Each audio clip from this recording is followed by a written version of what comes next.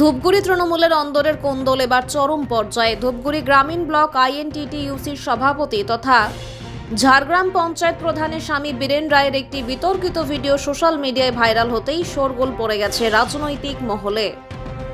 Viral ভিডিওটি দেখা যাচ্ছে জলপাইগুড়ি জেলা তৃণমূলের সাধারণ সম্পাদক রাজেশ কুমার সিং এর কার্যালয়ে বসে একদল নেতার মাঝে ধূপগুড়ির বিধায়ক অধ্যাপক নির্মল চন্দ্র রায়ের বিরুদ্ধে তীব্র ক্ষোভ উগরে দিচ্ছেন বীরেন রায়।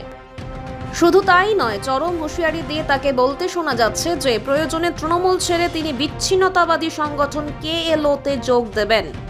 ধূপগুড়ি বিধায়কের বিরুদ্ধে এর আগেও একাধিকবার স্থানীয় তৃণমূল নেতৃত্ব সরব হয়েছেন।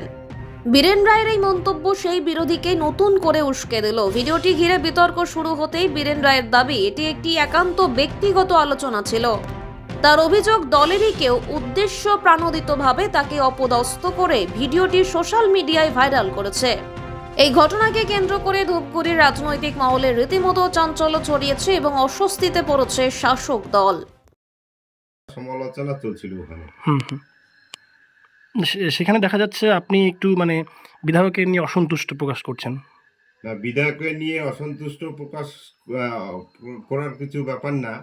বর্তমান বিধায়ক খুব ভালোই কাজ করতেছে, সবার সাথে আছে এবং সবার সাথে জনসংযোগ থেকে শুরু করে যত টাকা ডেভেলপমেন্ট করছে প্রতিটা অঞ্চলে, প্রতিটা জায়গায় ব্রিজ, রাস্তা, সোলার লাইট সব কিছু দিয়ে ভরপুর। তৃণমূলের যত সদস্য আছে, অঞ্চল আছে, প্রতিটা ব্যক্তি সব সুবিধা পেয়েছে এই বিধায়কের হাত দিয়ে। আচ্ছা, সেখানে শোনা যাচ্ছে যে আপনি অন্য দলে যোগদান কেএলওর কথা বলছেন, কোথাও গিয়ে কি নিজেদের মধ্যে কোনো? অন্য দলে যাওয়ার তো কোনো প্রশ্নই নেই, কারণ অন্য দলে যদি যেতাম তাহলে আমি এখনো যে তৃণমূলের হাত শক্ত করার জন্য এই কিছুদিন আগে আমি তৃণমূলের এক পুরনো দিনের নেতা গুরুদেব রায় এবং তার ভাই ঝরু রায় এবং দুইটা ফ্যামিলি, সব পূর্ণ দুইটা ফ্যামিলির লোক আমাদের তৃণমূলে যোগদান করান আমার হাত দিয়ে।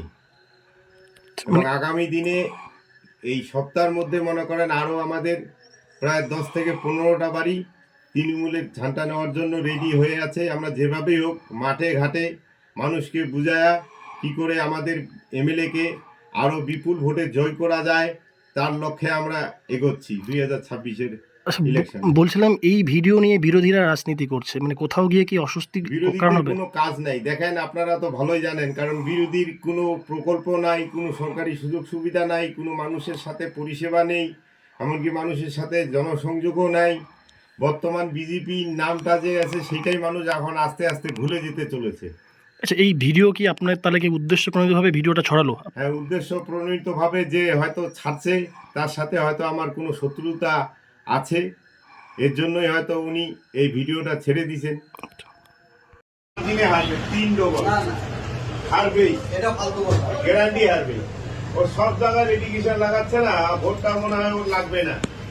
আর ওকে কথা বলতে গেলে বলে দল বুঝবে, দল বুঝার দলটাকে শুনি, দলটাকে মাস গেলে বেতন উঠাবা, আবার দলটা আমরা নাকি? দল হচ্ছে কলকাতা, দল কলকাতা, কলকাতার দিকে দেখা যায় আর এই ধুবড়ির অবস্থা দেখো। আমি ওর জন্য বললাম আমার আবার কেরলতে আমি যোগদান করবো, একটাকে একদিনে শুট করে মারবো, দেখবো আবার কেরলতে যোগদান করবো।